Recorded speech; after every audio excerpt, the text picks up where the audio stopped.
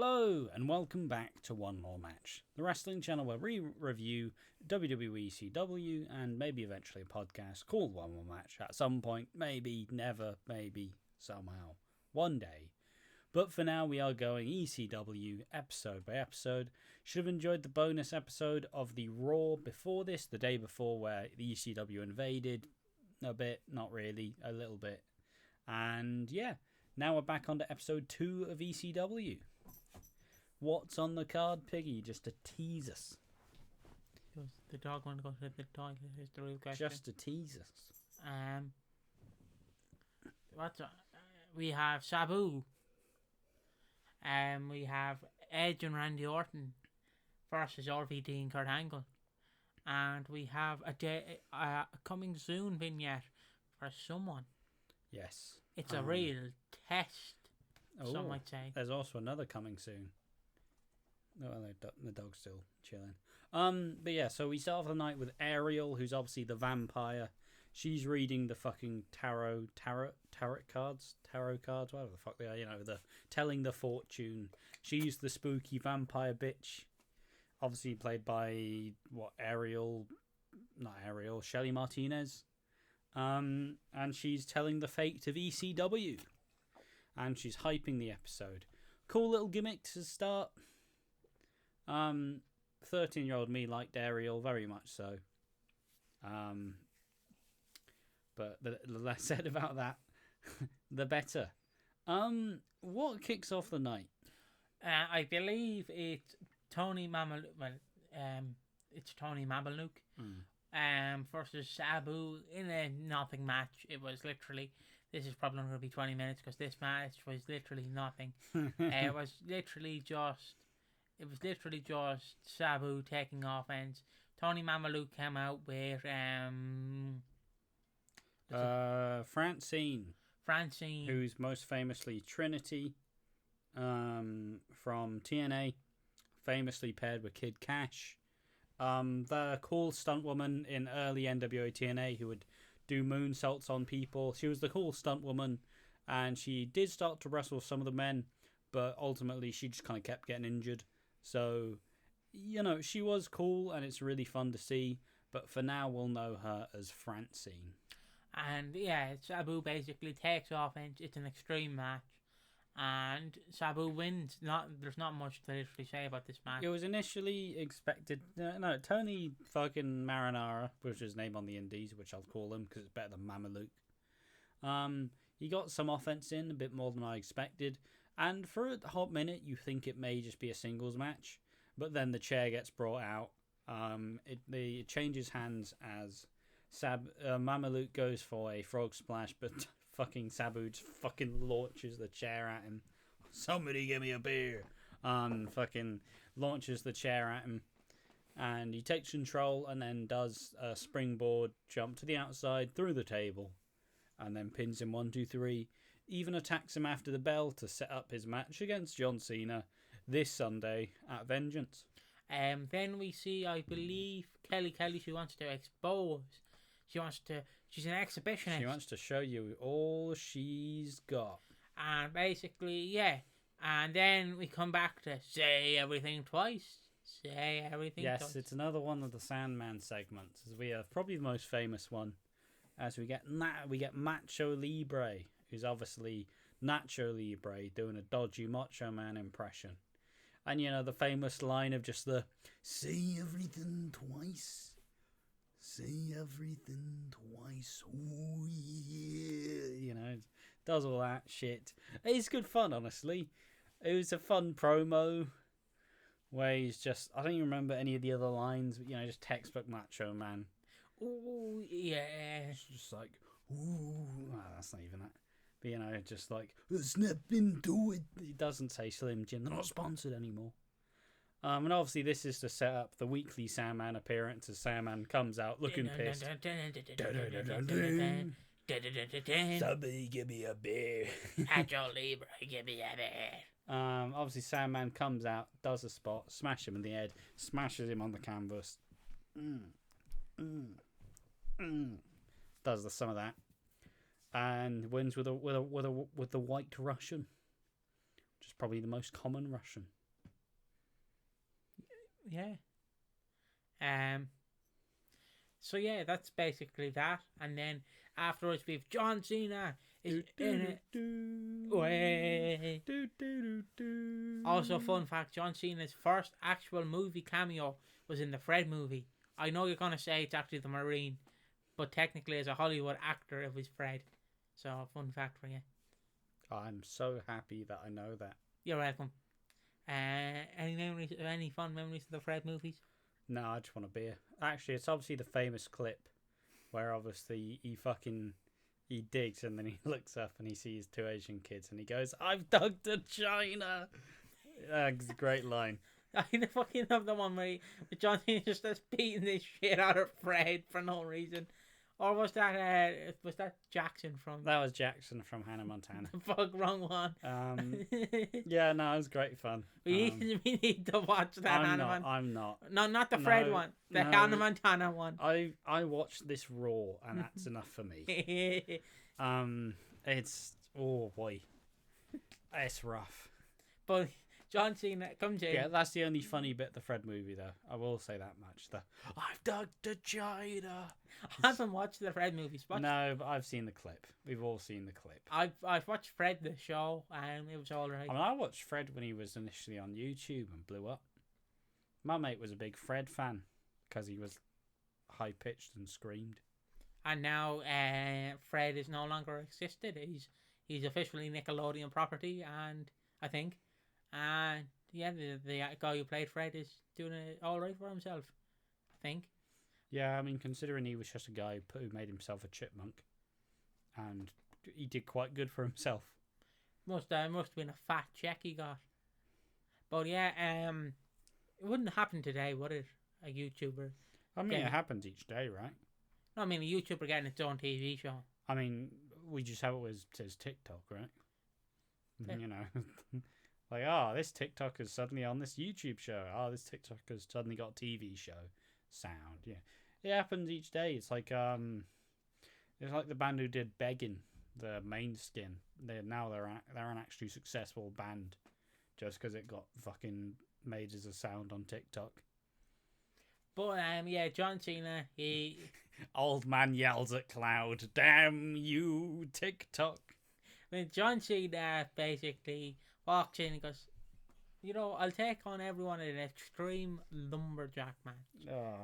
And if you're wondering what an extreme lumberjack match is, you're gonna be so shocked by this. Are you ready to be shocked, Ash? Why aren't they just all battering him? Is the question, or is it gonna be Raw and ECW out there? Right, but do you want to know what an extreme lumberjack match is? Are you intrigued? I love lumberjack matches. Well, an extreme lumberjack match is just a lumberjack match, but with weapons. Give me a beer. Give me a beer. Don't know what that was. Yeah, why aren't they battering him? He's invading. Yeah, they're like, it's actually quite a polite promo. Yeah, you want some boys? Come fucking fight me. I'm John fucking Cena, babe. I'm John fucking Cena. Why is he Rory McAllister? Do you know how to break through that door? I spent 3 days trying to break through that door. It's not normal wood, that's mahogany. We got mahogany in Scotland, Rory, don't we? Yay, Robbie, we do. Cheers, Rory. Sound. Yeah, but I'm just gonna say, give me a beer, but I need to go downstairs and get one. We'll go down after this recording. That's gonna be like 50 minutes. It's gonna be about. Give me a beer. But someone give me a beer.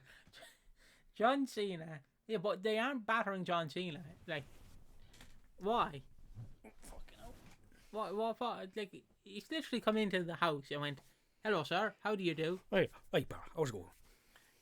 Hello, Paul Heyman. How are you, Paul? How are you doing, Paul? Like, he's come in and shook their hands. He hasn't done anything remote. Like, surely if you were invading, you get battered. But yeah. I mean, the ECW locker room's actually full of pacifists, apparently. It's like, hello, Mr. John Cena. See, the problem is there was one member missing from the roster. It wasn't DX. It was the gangster. Generation X. It was the original gangster himself. Break it down. New Jack. Imagine if New Jack was there. Fuck, is he invading? Fuck, give me your blade. New Jack, it's fake. New Jack, it's fake, please. Give me a fucking axe. New Jack, calm down. Jack. Let's get this back on track. Next up, is it genuinely Kelly's expose? Yes, it's generally. So Kelly comes out. She's all dressed like a little dancer from the 80s with a little long sleeve top and a tiny pants on. I wouldn't wear them. I'll get cold butt cheeks, me. Be hanging out all over the place. I'll be looking like sky blue. And the whole fucking sheet just out. What is the coverage? It's cold. Or Tony Storm. Remember she had just fucking ass out like no tomorrow. Not Kelly though. She doesn't have much of a bum. But that's not me saying it. That's Marta ECW. She comes out, does a little routine. She's gotten a bit better at dancing, I will say. She's starting to move them hips, you know, start to gyrate them hips. You know, some people might be like, yeah. But then a strange man comes out and stops her just as she's got the fucking tits out, you know. Let her finish. Yeah, just as she's got the tits out, they're in her hand, and then a certain wrestler that we don't know the name of yet comes out with a towel and then hides it.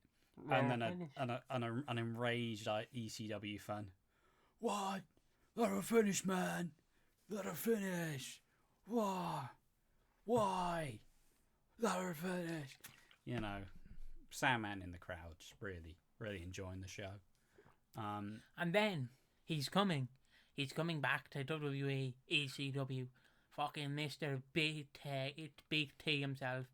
Big Testy. Big test. Test. This is a test. Test. I don't know what the fuck is going on. Why is he Taz? He's all...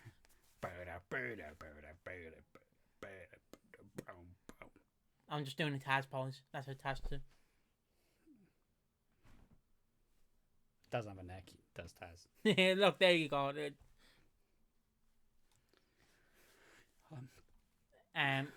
Nothing else happens on the show, does it? And then the main event.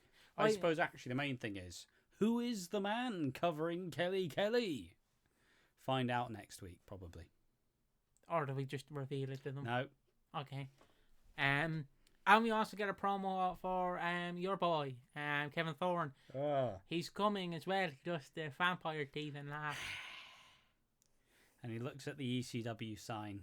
He's coming. He's coming thick and he's coming fast. Kevin fucking Thorne about to bite some people's face off. Coming soon on ECW. And then the main event is Edge and Randy Orton versus RVD and Park Angle or Kurt Angle. He's definitely on Park's at this time. Is old Kurt. There is a in the John Cena promo. Me and Edge, I said Edge. Me and Ash pointed out how Kurt Angle is just sat there and